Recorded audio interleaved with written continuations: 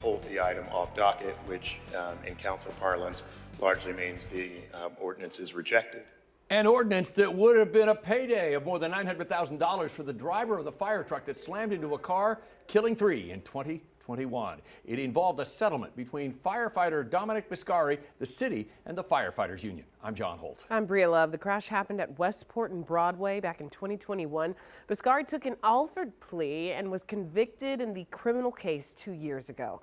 Fox 4's Lexi French, she joins us live outside City Hall tonight. So Lexi, you heard some emotional testimony before the committee's decision came down today?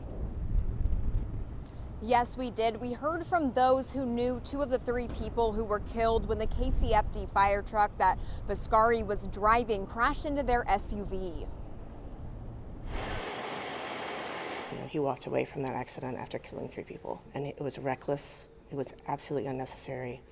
And the city needs to acknowledge that that Opticon system should have been on. It was December 2021 when Dominic Biscari was driving a KCFD truck. He was going 51 in a 35-mile-per-hour zone with lights and sirens when he crashed into a vehicle at Westport and Broadway and a pedestrian on the sidewalk before crashing into a building.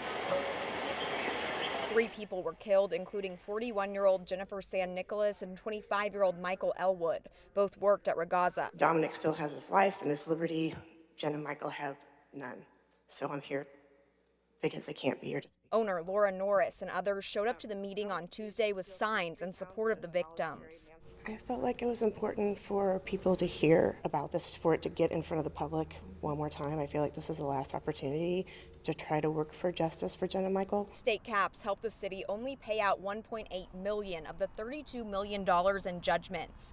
Kansas City's law department director said $915,000 would settle lawsuits between the city and the International Association of Firefighters, local number 42, and Biscari's workers' compensation claims. We provide workers' comp.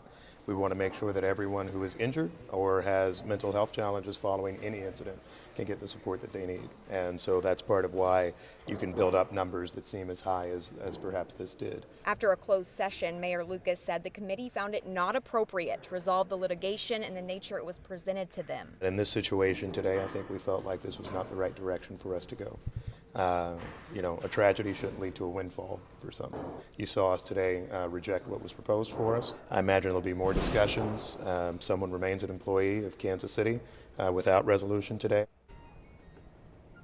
Norris asked the committee to invest in public safety. She says she wants to see something positive for the community come out of this tragedy. John, Bria.